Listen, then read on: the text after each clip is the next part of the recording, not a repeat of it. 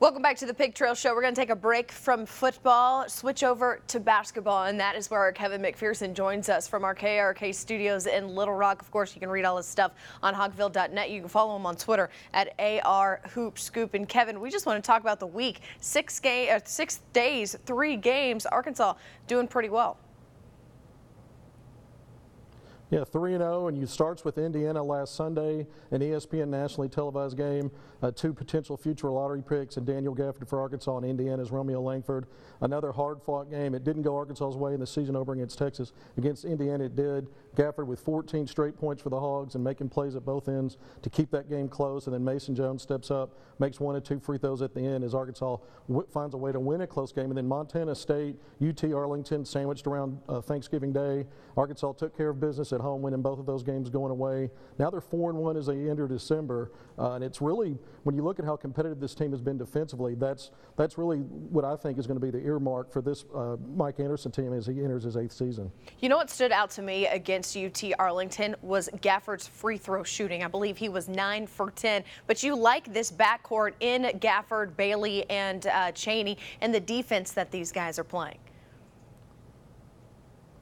That's right. I mean, Gafford had a career best, 9 of 10, like you mentioned. He'd really been struggling at the free throw line. And as much as teams are going to lean on him and dare him to get to that free throw line and make them, he's going to have to step up and do that. And against UT Arlington, that was another grind game. Both teams struggled to score from the field, but Arkansas did a great job of pounding the glass, getting to the free throw line. And Gafford, as good as he is, I mean, he was, came out of the game with 9 minutes and 26 seconds left. And Reggie Chaney off the bench, Adriel Bailey, who's having a strong season, starting at the 4. Those guys really carried the Arkansas the rest of the way, and Arkansas won that game by 18.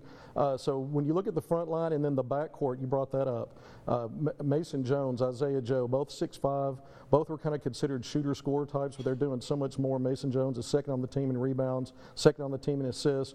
Isaiah Joe steps in and takes charges, gets a lot of deflections. He also gets assists and rebounds. So these guys aren't just scoring on one end. They're actually doing a lot of little things, dirty work at both ends that help Arkansas be a really strong defensive team. Well, after that 6-game stretch, they have a week until they play again Saturday against FIU. So the coach is taking some time, doing some recruiting, looking at some JUCO guys. That's right. Arkansas got out yesterday. They finished up UT Arlington on Friday night, and on Saturday they wasted no time, got on the recruiting trail. I'm told they were out looking at some frontline players, maybe some small forward and wings, but they signed Justice Hill in the early period. He's a point guard. Now they're focusing on that front line, and they were out and about yesterday as there's plenty of basketball going on, and you put a game to bed and you get on the recruiting trail and see if you can shore up for the spring maybe a replacement for a Daniel Gafford who's expected to go pro. Well, let's talk about 2 guys from Marion. You've got Tim Caesar, who is a forward center, and then you've got Dietrich Reeves Jr., who's really making a case of how high of a talent he is. What do you see from those 2 guys and how they could fit this Arkansas system? Well, first of all, Tim Caesar, a guy that Arkansas has recruited for a while. Now, he had a knee injury late in his high school season as a junior last year, missed the spring and summer, which is valuable on the grassroots circuit. He's now rounding into shape. His coaches tell me about 85 to 90%. But he started off, Marion has started off really strong, beating 3 really good teams early in the season. Tim Caesar's a big part of that last night against Little Rock Parkview. At Parkview, 11 points, 16 rebounds, 8 blocks against a team that has a lot of good size and slashers to the basket. So he's starting to round himself into shape. I'm told Arkansas is still very interested in him. Tim tells me he speaks with associate head coach Melvin Watkins every other day. So a guy at 6'8" with his athleticism and ability to get on the glass and block shots, I think is a guy that Arkansas is going to keep tabs on and see if he's someone they may want to sign in the spring.